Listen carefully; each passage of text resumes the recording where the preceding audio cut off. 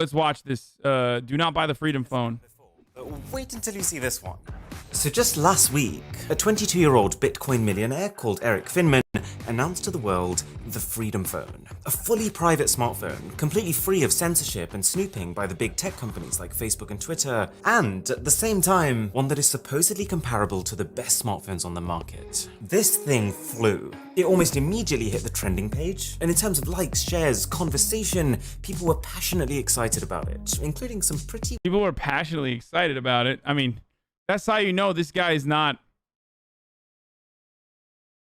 That's how you know this guy is not like big into politics. It's just like everyone that was excited about this is a fucking dumbass or a conservative grifter and was literally paid to. Candace Owens comes to mind, who tweeted about the Freedom Phone from her iPhone. Literally just underneath her tweet about the Freedom Phone and how she's going to get it, it said, tweeted from iPhone. So, well-known influencers who've basically been telling people to drop what they're doing and to buy this right now. So I did. Quite literally, and paid $500 for a Freedom Phone. And thanks to Dashlane for sponsoring this video. So, this has got to be some next level smartphone, right? After all, the last Freedom Phone we saw was...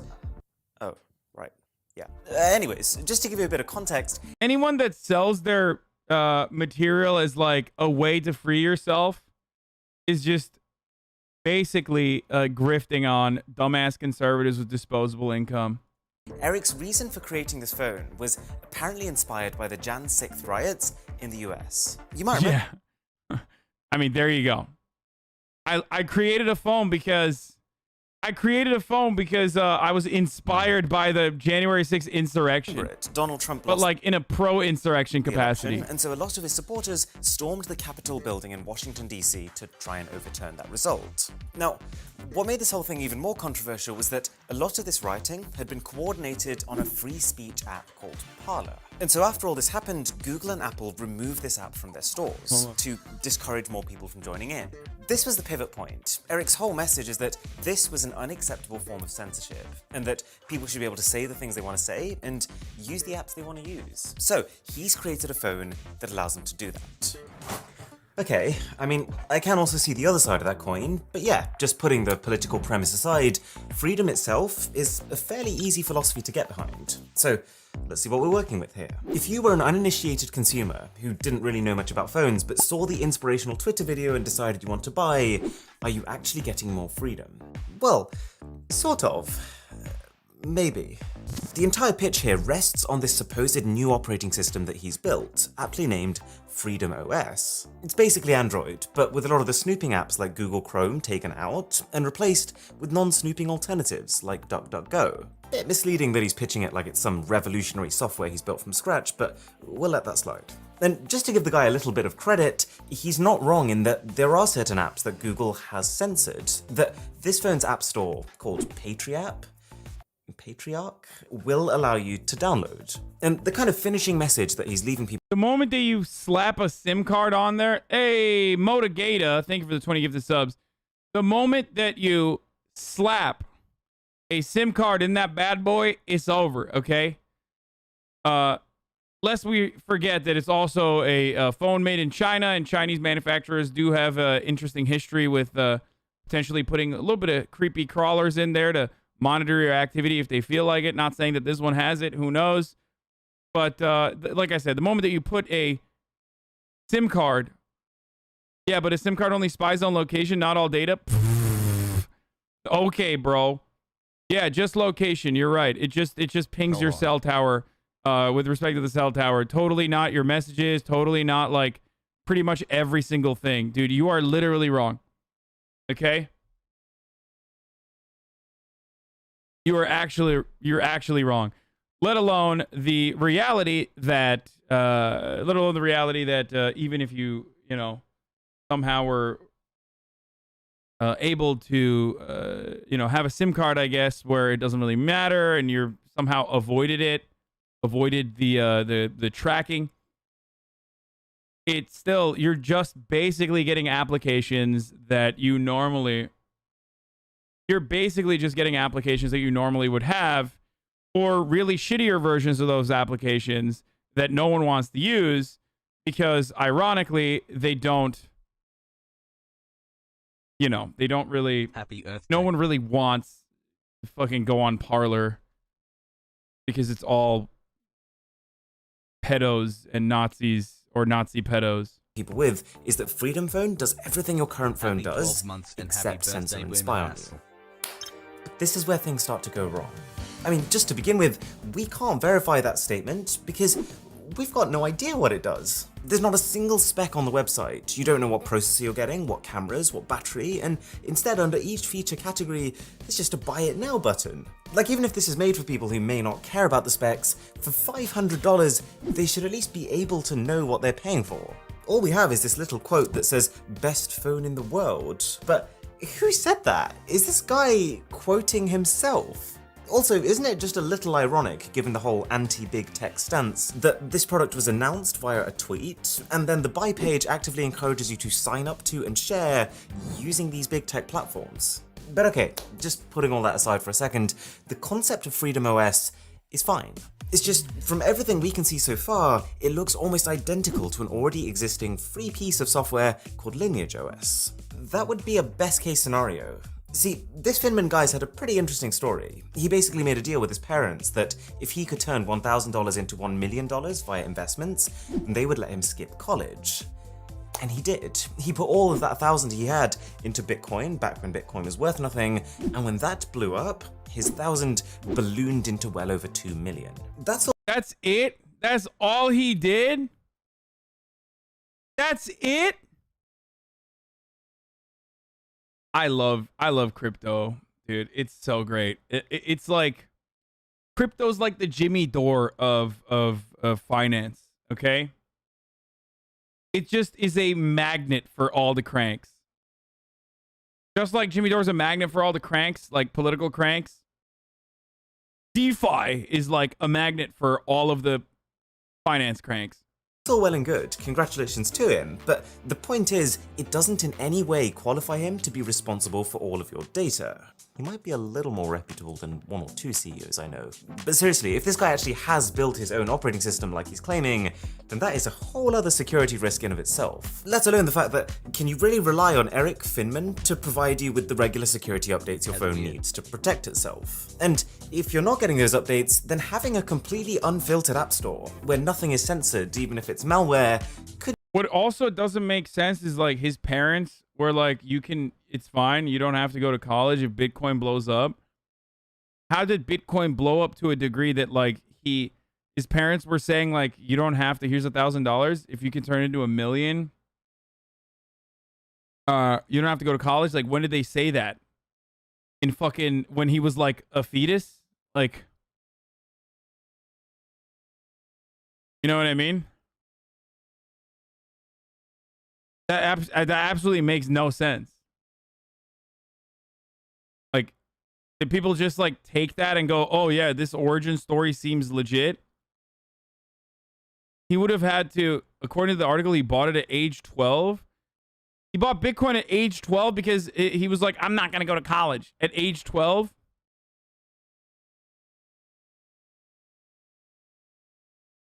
So his parents made that wise financial decision.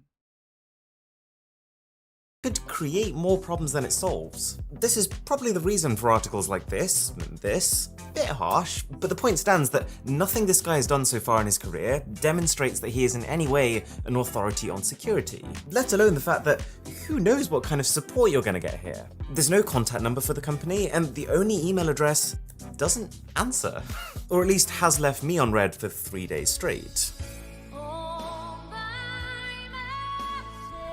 Besides, this whole idea of giving people the option to use apps that have been banned, it's not a selling point. If I wanted to download Parler on my Android phone, even though I can't find it on the Google Play Store, all I'd need to do is to rock up to the Parler website and just get it from there, for free.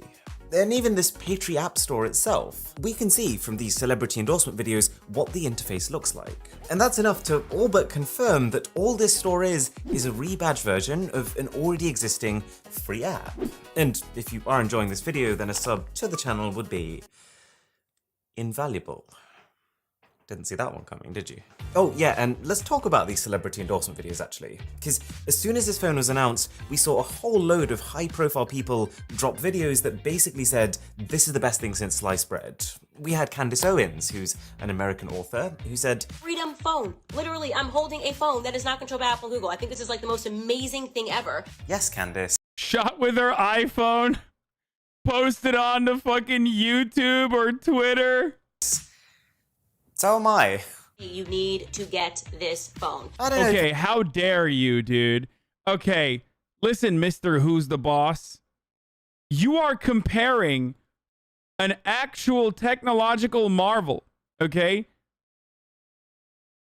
That is literally, like, how dare you compare this Freedom Phone grift Yes, Candace. to a Nokia 3310. That is one of the most impressive pieces of technology that has ever existed, featuring the game Snake. Okay, great operating software, has the best video game of all time outside of Tetris. Literally made by unobtainium. Okay, indestructible. Those phones will still work. Okay, those phones, you could drive a Toyota Hilux over it and that phone would still operate. If you dropped a Nokia 3310 or a 5150, or no, 5110, it would literally come out of the other side of the planet, okay? If you slammed it onto the ground, it would dig a hole into the fucking core of the earth and then come out from the other side of the planet. That is how powerful those phones are. And then you could still have a conversation on that phone.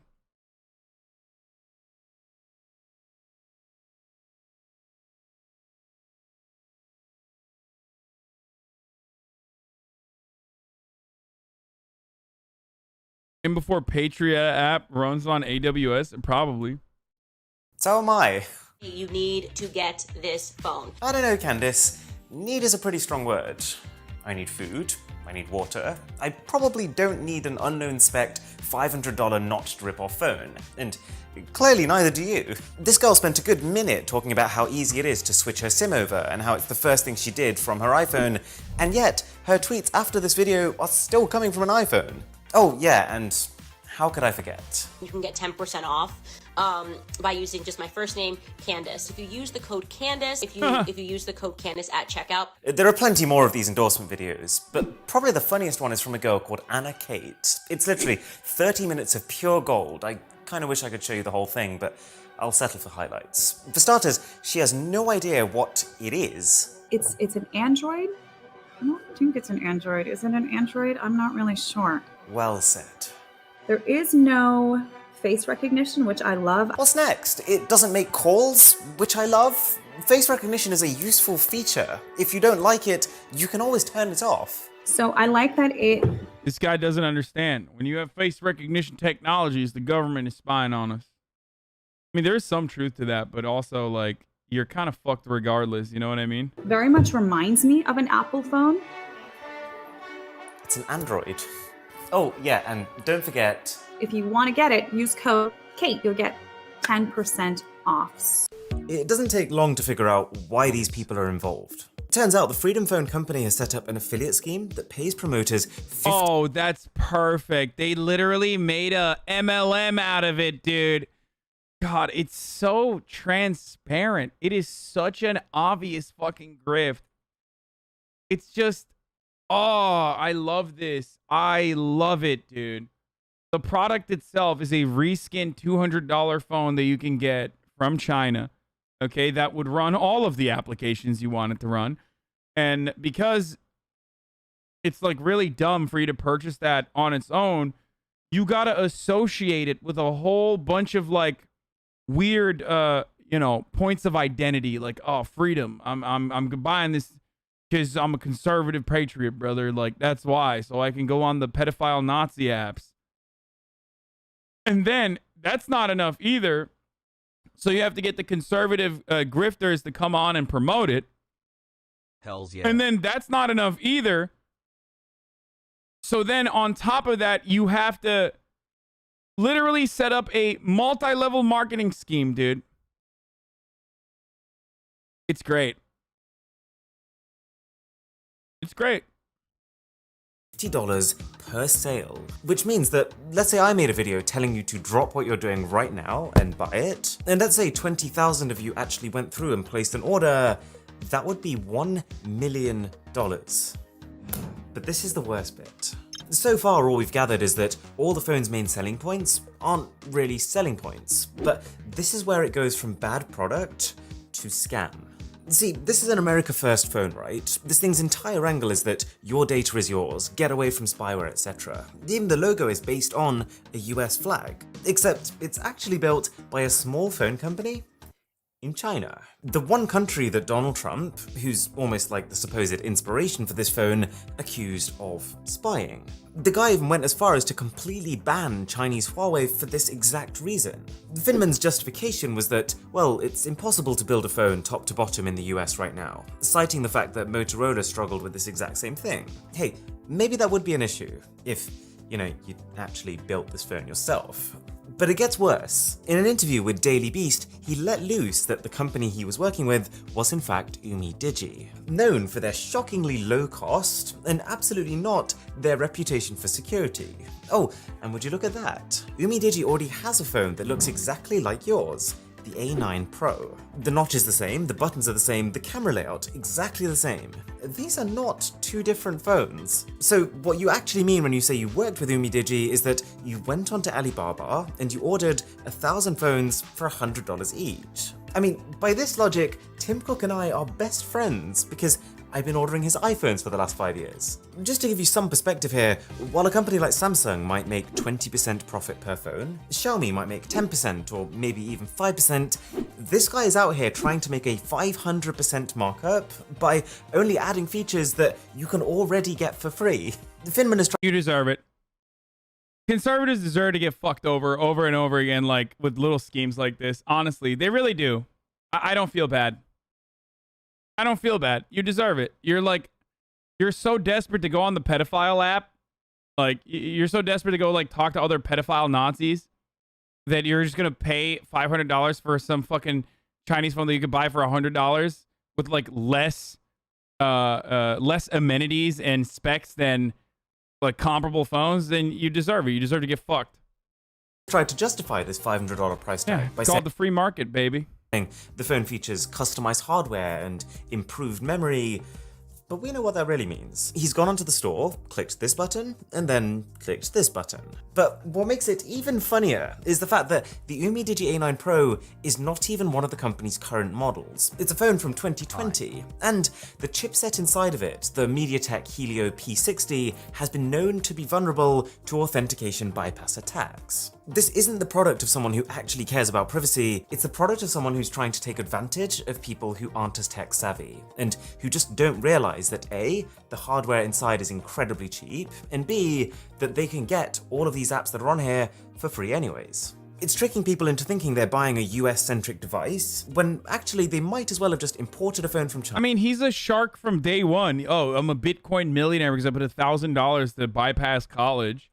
Like, first he fucked over, first he was, not fucked over, but like he duped a bunch of dumbass like finance liberals to believing in him. And now he's doing the same thing to like even dumber people. China, and used all the extra money to feed their family for a month. On the subject of dodgy online happenings, this is Dashlane. And Good shit. This was a great video by Mr. Who's the Boss.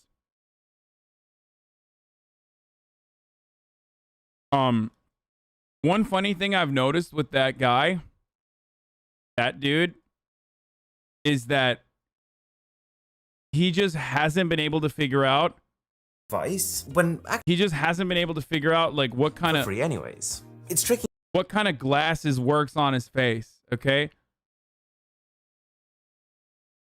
Like, look at this. When he was younger and he was on TV talking about how he's like a Bitcoin millionaire. Like, what's going on, dude?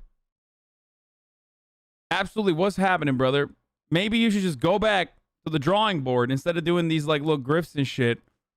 Just go back to the drawing board and try to figure out what to wear on your face first, okay?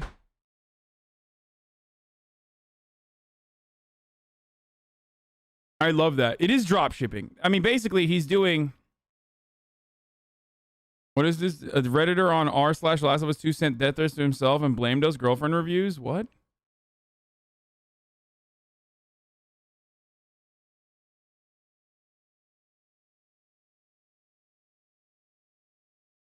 Why don't you just go back in time and get some bitches? I did see the video of Tucker Carlson getting grilled. We already looked at it. There was another thing I wanted to show you guys. There's a bunch of stuff going on that I'm like...